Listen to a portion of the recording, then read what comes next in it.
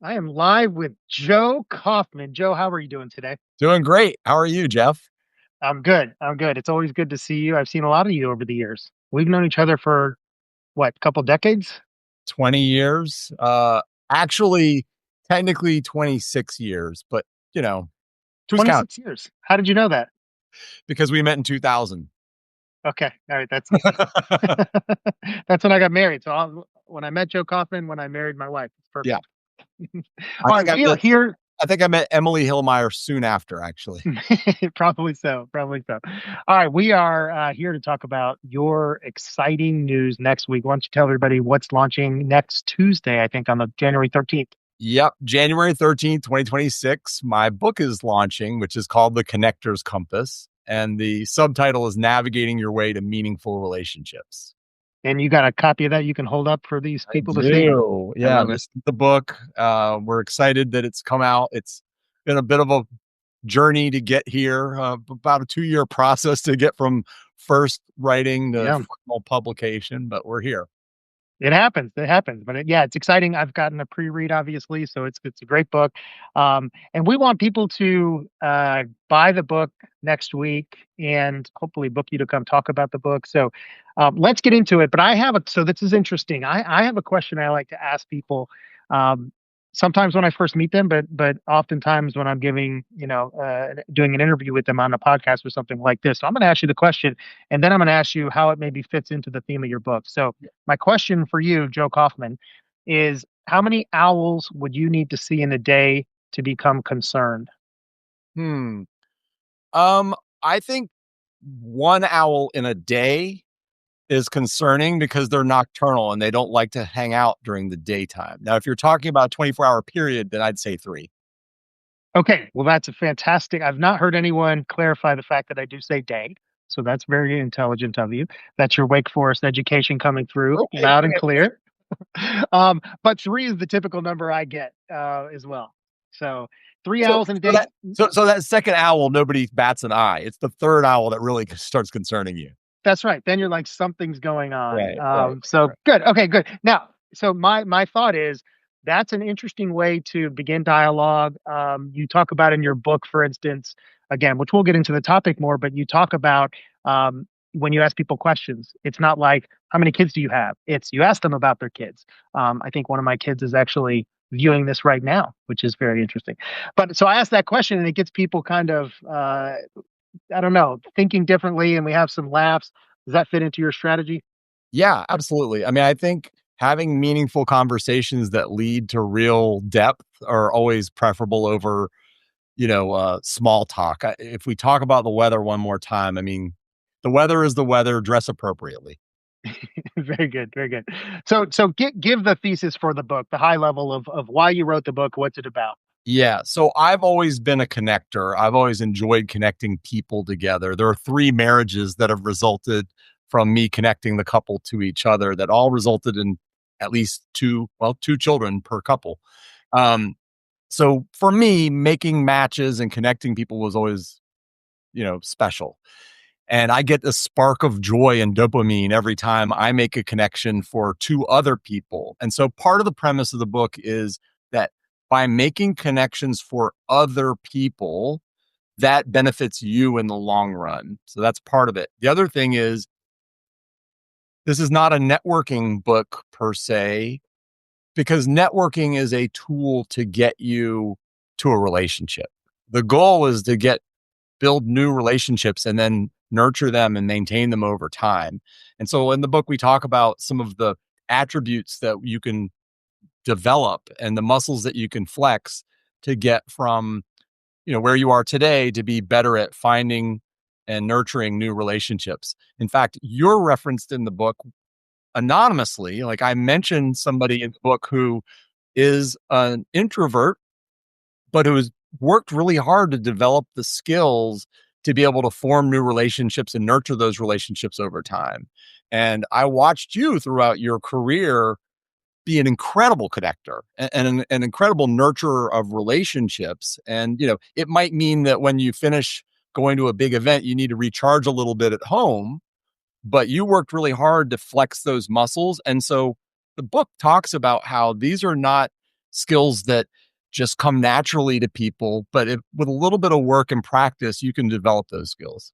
Yeah, yeah. You also, which is I found really interesting because I hadn't actually thought of it, but you talk about the ripple effect sometimes of making those relationships. And you just said it a second ago. You said you make those relationships or connections between two people, but it often comes back at some point to benefit Oh you. yeah. So I don't know that this book would be happening if you hadn't made a connection to me. Is that right? Yeah, in fact, the woman that wrote the foreword from the book is Rochelle Kuramoto, who I knew from college. Literally, her freshman year, my junior year of college, we met, and she was kind enough to write the foreword of the book. And the two options for a foreword would be somebody super famous. I got I didn't get very far with getting somebody super famous, Tim or Duncan? what's that? Tim Duncan? Did Tim you Duncan try? would be a great choice, actually. Although very, very strong introvert. Like Tim Duncan Uh-huh. is absolutely a pretty introverted guy. But the second choice between somebody famous is somebody that just knows you well or has known you for a long time and really can speak to who you are as a person. And Yep. and so I years and years ago I introduced you to Rochelle. I think it was originally in the context of 4848, the nonprofit that develops 48 websites for 48 nonprofits in 48 hours. And then later, I know you reconnected with her, and your agency at the time, Dragon Army, acquired Watchword Brand, which was Rochelle's agency. And so, you know, I think that's one of the reasons why I was able to convince Rochelle to write the forward of my book, because she's benefited from some of the connections that I've made for her over the years. Yeah, yeah. Well, and then you sort of skipped the punchline, which was while she was at Dragon Army is when I wrote my first book and couldn't find a publisher, and really got turned off by the industry overall, talking to all those New York publishing companies. And so I decided to just start my own publishing company. Well, she was part of that group that helped me launch that. And helped edit my first books and everything. I mean, and she's a fantastic writer, Yeah. obviously. I hope she writes a book one day. But and then my Ripples Media, my publishing company, is publishing your book. So had you not made that connection, I don't know. I mean, that could have been 10 years ago, Yeah. honestly. Yeah. So yeah, that's true. Rochelle and I are interconnected in many different ways, and you and I are interconnected in many different ways. And I think that's kind of part of the point of the book too, is that, you know, as a young person who's in high school and college and whatever, there are two things they should be collecting over time. One is skills, and the other is relationships. And when you start building those relationships early and nurturing them over time, to your point, you're not doing it because you're expecting them to pay a dividend, but they usually do in some way, some form, somewhere in the future. And particularly if you're very generous with making connections for other people, boy, whether that directly benefits you or not, being known as a connector of people is never a bad thing. Hmm. Hmm. 100%. Well, you mentioned young people there. I already know I'm going to buy at least three copies, probably a fourth, for an entrepreneur I mentor, but I'm going to buy two for my two kids that want to go into film and acting. Again, one of them's dialed into this right now. Because I talk to them all the time about, like, look, you can be super talented, you can be super hardworking, et cetera, et cetera. But honestly, if you don't have a good enough network to break into film or to break into acting, you got to have all these components, but they got to be good at networking. And they're both naturally very social and good at that. But I think some of the things you talk about, especially to me, the intentionality, I think that's the thing I want to impress upon them the most. Yeah. So I wrote down the compass is curiosity, courage, and intentionality. Yeah. Correct? Yeah. Yeah. Well, there's a little more to it than that, but I want to take a minute to just talk about who the book's for, if I could. Sure. So, this book is for people that think that networking is a dirty word, and that cringe when they think of the idea of going to a networking event, right? Like this, you don't have to go to an event and feel like you're in the meat market of some kind, right? The second one is for people that are great one-on-one but feel uncomfortable in a room, and working a room.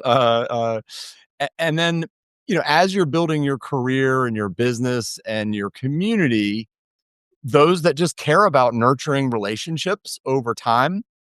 And I always say too, like for introverts, I mean, introverts are it's there's nothing wrong with being an introvert. In fact, I think there's some amazing introverts are some of the most amazing people on the planet. But it makes it a challenge for them to really, meet new people, and so this is written for them.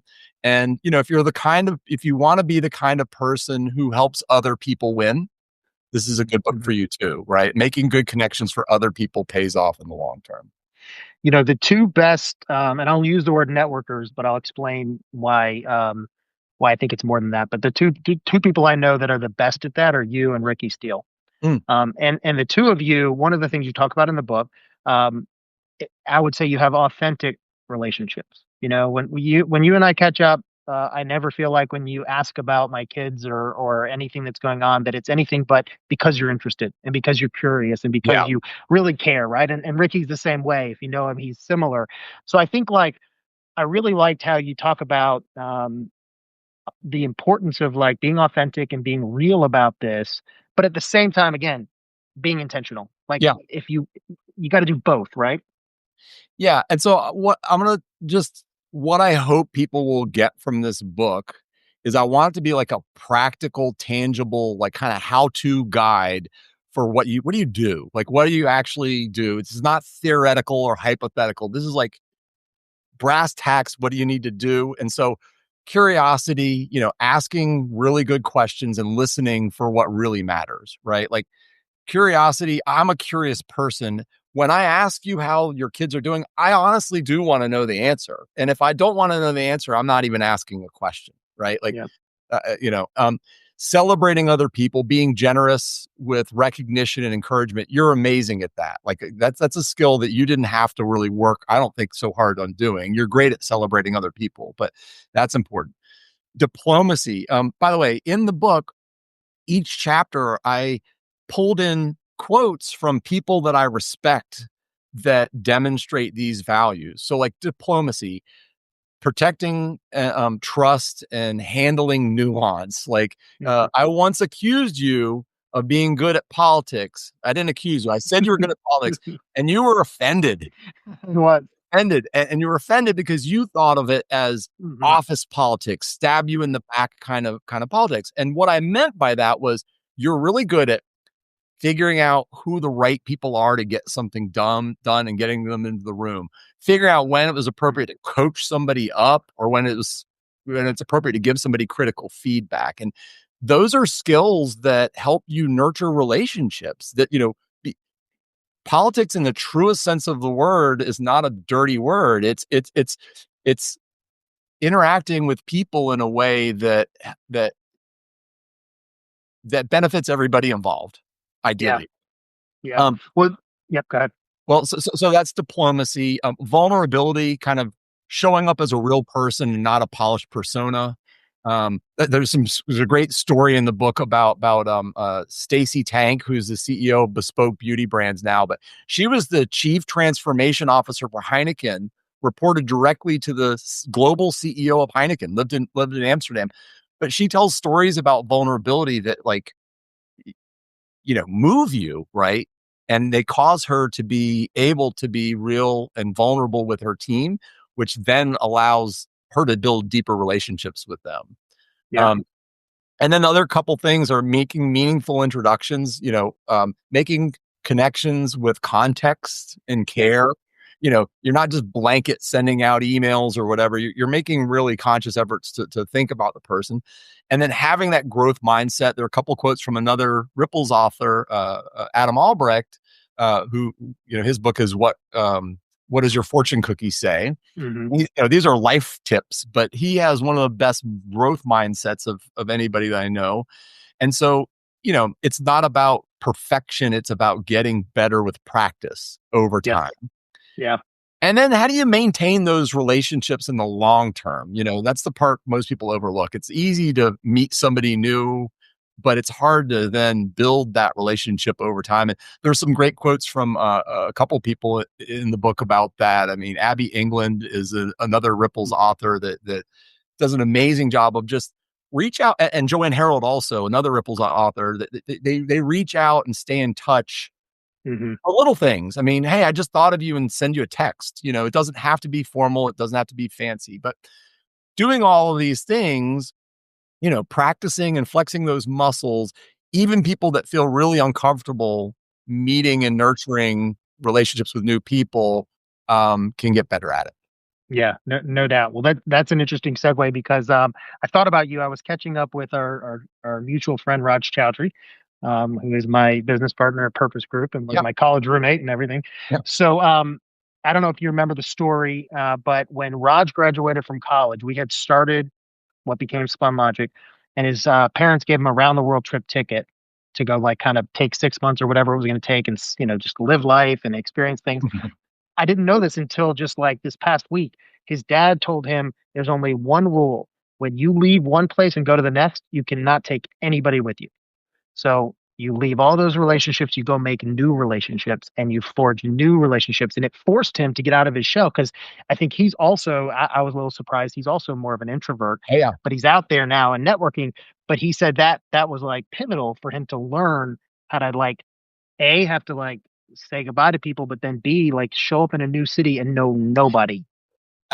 That's great. That's a great tip, and piece of advice from his father. But the challenge, I would say, is why do you have to leave everybody behind when you go to the new? I think he meant like literally can't bring a girlfriend with you to the next city because Oh, that way you have to start fresh. That's what I think he meant. Yeah, fair enough. Fair enough. yeah, But I would say, you know, this is there's like a old saying that like we can only maintain, I don't know, 200 relationships, and some people that are super connectors maintain more than that. And I talk about in the book, there's a great book by Marissa King called Social Chemistry that I quote in the book, and she talks about the three different kinds of connectors. And but the reality is, you know, we will maintain the relationships that are important to us.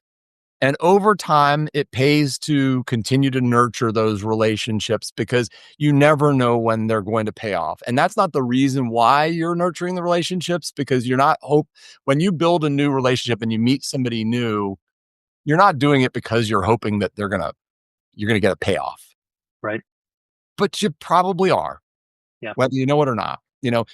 As I'm thinking about this book and launching this book out into the world, I made a list of all the people that I've got relationships with, and they're, bucketed into groups. They're people that have worked with my company setup that are, related to that. They're people from AMA. I'm the incoming president of AMA starting in July of 2026. There are people from college. There are people from past work lives. I spent 8 years at a .com called Knowledge Storm. I spent 6 years at Spun Logic and Engage. And so these are people that I've gotten to know over the course of my career, over the course of my life. And now many of them are offering to buy the book, which is exciting for me. And I'm not trying to cash in chips. I built relationships, and I think people genuinely want to support me now at this point, now that I'm launching a book. So it's exciting. Yeah, no doubt. You're going to have a lot of people that want to support you because you've built those authentic relationships. I was thinking back, I remember I don't know, several years back, you and I on a whiteboard at a 48 and 48. And I think we were mostly focused on your personal purpose that we were working on. And it all came back to connections. But were we also talking about the book, like suggesting that that became a book, or I can't remember? Not yet at that point, but where we landed was we were talking about my company purpose, which, as Hmm. set up, our purpose is to unlock the power of human connection. And I remember our original purpose, you kept saying to me, it's too specific, it's too it's not wide enough, it's not universal enough. And you kept asking the question, well, why? I think it was to unlock the power of human connection. And you're like, but why would you unlock the power of human connection? And so like, no, the original one was something different, but It's probably more geared toward like, marketing and sales relations. It was probably like very yeah, it was like specific to that. matchmaking or Yeah. something. Right. And, I think it was something like we're better together, or something like that. But um, at the end of the day, unlocking the power of human connections has it's not just my company's purpose, it's my personal purpose. And this book is an extension of that, because the power of human connection is something that can't be duplicated by AI.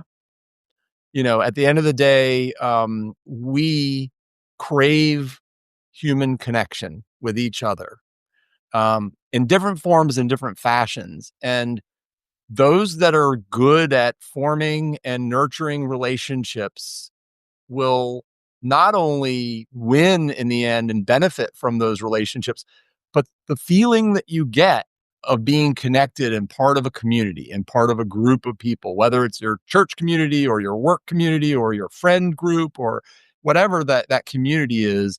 We crave community as humans. Even introverts crave community, right? Their community might be smaller and more intimate.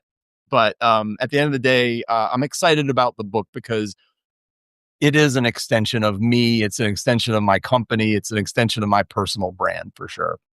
Yeah, for sure. Well, it's terrific. I know it took a couple years to get it done. Sometimes books do. It's ready. I'm excited for people to buy it next week. Any final things you want to share about the book before we hang up here? Connectorscompassbook.com is an easy place to go to find the book. That goes over to the Ripples Media site where somebody could purchase the book. I have these launch teams. So if anybody is interested in supporting by like setting up a book club or speaking opportunity or a podcast or anything like that, let me know. But connectorscompassbook.com is where you can actually purchase the book. Awesome. All right, Joe. Well, next week's going to be exciting. We're going to be rooting for you. As I said, I'll probably get a handful, pass them around. It's also, by the way, I should point out, it's not a massive book, No. which I appreciate. Like I'm interested in books, 100 pages, 150 pages these days, Yeah. because you can actually read them. We're right at about 150 pages and, big enough print that those of us who are over 40 or over 50 can read it without maybe reading glasses, hopefully. Nice. All right, Joe. It was great to see you. Thanks again and congrats. This is exciting news. Thank you. All right. See ya. Good to see you.